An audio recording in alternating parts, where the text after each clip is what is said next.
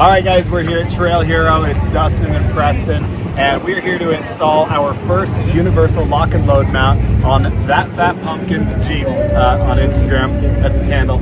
It's our friend Steven here. He's letting us play around with some of the area on top of his slipstream from Diabolical, so he's already got that installed. So we're going to utilize this space. You'll see here soon when we slide this in. We're using our powder-coated mount and a Moab Auto Air. We're going to be doing our manifold mount here on the front of it, and then we're going to be doing a 20-foot wiring harness all the way through. So we'll walk you through the whole install process. All of our new Moab and Moab Auto Air compressors come with Anderson connectors on there with a little bit, I think over 2 feet here, or just about 2 feet of length with the alligator clamps. I want you to look at it this way. I think we're clear for the hardtop that way. Yeah. And then I'm just going to drop that right in where it used to be. So one of the great benefits of the way that we've designed this universal mount is we have slotted holes here. So we're going to use one of the holes that we already have on top of this slipstream. We're going to make 3 new holes all in the same pattern, and it'll allow us to adjust the spacing and lock it in place after we put in the compressor and see exactly where we want it to be. We did these where... Sorry, press, I'm going to pull this in. So yeah, so that was... All right, so we got our universal bracket mounted on top of the Diabolical slipstream. Bolt holes drilled in this 4-way pattern. We've got all kinds of options to mount it, but we used this mount because they're slotted. This bracket can slide in and out for any adjustment in the future if he needs to adjust it. After that, once that's mounted, we'll get the compressor in there, and then we're gonna work on mounting our manifold blocks. So he has a way to get both of his air systems to the passenger side and the driver's side. He'll have his gauge there, and also the opportunity to air up and air down with the on-off valve. Now we're testing out the length of our HyperFlex hose to see that it's going to fit where we're mounting this, and if not, we're going to get an extension hose to it. But the thing is, you know, you're going from the center over to a far side within the vehicle, right? So we want to make sure that it's actually going to reach the manifold mount. I've got our new HyperFlex hose system here with our 6-inch whips on it and the swivel fittings. Customer here has got this at the far end. It looks like we might be about 2 inches short. Let's double check. Oh, look at that. Perfect. That is a perfect fit.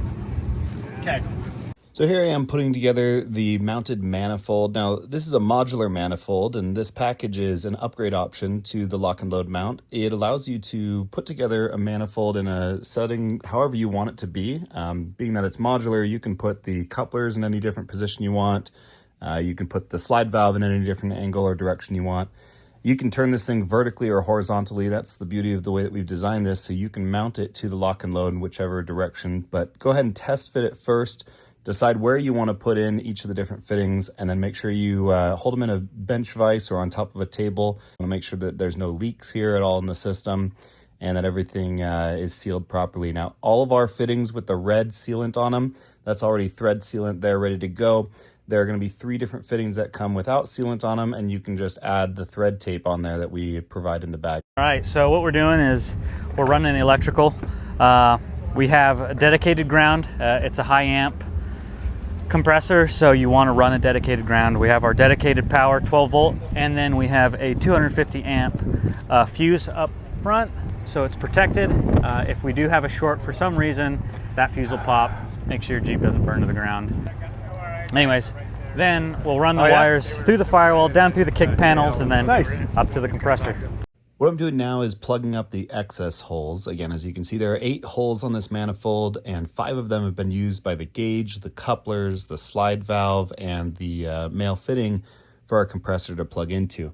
But the rest of these holes need to be plugged up unless you have plans to use them for other needs. Again, this is modular, so you can use them for other things in the future. But we provide you with 3 additional plugs and the thread tape for that, so you can go ahead and put those in there, make sure you get them real nice and tight, and use an Allen key to get those tightened down. All right, so now I've got everything tightened on here. You want to make sure that you tighten all these Allen keys, especially to make sure that there's no leaking points on here. And if anything does leak, you can generally just tighten it a little bit further while it's on there. Usually it's going to tighten everything up inside. Now I left my gauge with a little bit of room to twist, because what I want to do is I want to put it on with the mount onto our universal lock and load mount, and then I'm going to twist that gauge into place for the viewpoint that I want at this exact angle. So check this out. All right, so I'm just putting these on hand tight right now. I want to make sure that I really like the placement before I tighten it all the way down. These are nylon locking nuts, so they're designed to hold it in place effectively forever without having to be retightened. But generally they don't like to be undone and redone again. They tend to lose that ability. So again, hand tight. I'm going to test it out here in a little bit, make sure that that's where we want it to be.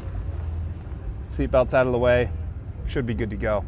Now what's nice here is this is going to allow us to hook up the compressor, so it's just on there, stuck in all the time. We've got our drain port dump valve right here, and then we can hook up each of our hose lines right here, so that way we're good to go, no leaking or anything. You can see the gauge is turned to the outside right now, but I'm gonna twist it right to the angle that I would be at if I was at my passenger door here, reaching over to this. I'll show you what that looks like here in just a minute. Now that I've got it in place, I'm gonna go ahead and grab and twist. This is a 14 mil wrench. Get that just to the angle to where it's pointing directly at me now. So if I was to want to read our pressure from here, pull out our little dial tab on the back, I can read our pressure real nice and easy.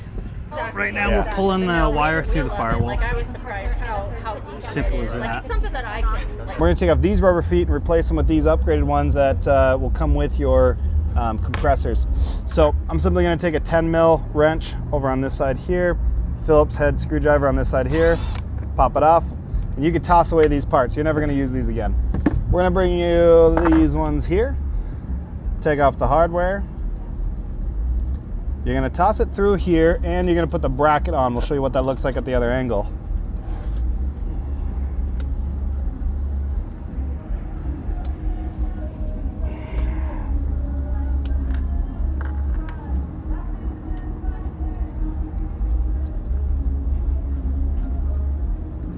I'm going to use my Allen key on this side here, wrench on this side here. It's 13 mil. We go ahead and just cinch these bad boys down.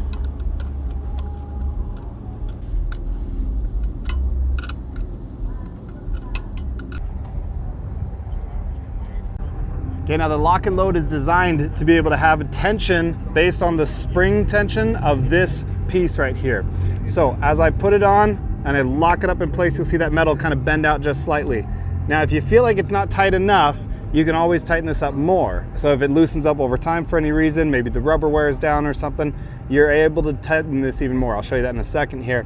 But the biggest thing to note is that this will have a slight bit of wiggle room because you've got some isolators right here that are rubber isolators. So it's gonna wiggle on those, but you still want the main portion of the compressor to be solid so it's not jumping around in here. So I'm gonna tighten this just a few more notches just by twisting. I put it on here, I snap my latch up, and now that sucker is tight, ready to go. The best part about the lock and load is that it keeps your compressor what we call permanently portable. So it's as easy to take out as simply undoing your electrical lines and your air line, undoing the latches on the sides, and then wiggling it out, and you're ready to go. And the best part is you're still going to retain your alligator clips on this side, and just plug those right back in, and you can go and use that on anybody else's vehicle. All right, everybody, it's Dustin. And Preston. And here we've wrapped up our first lock and load compressor mount install. We've got our powder coated mount, our manifold, and the lock and load latches on there, so we can take the compressor in and out. But it's rock solid. Yep. It's good. It's all hooked up, ready to go. If I was to turn it on here, you'll hear that pushing air out. I'll close it up. Compressor hits its stopping point there. But this thing will just bleed out any excess air. We can hook up to our hoses here. And you're ready to go.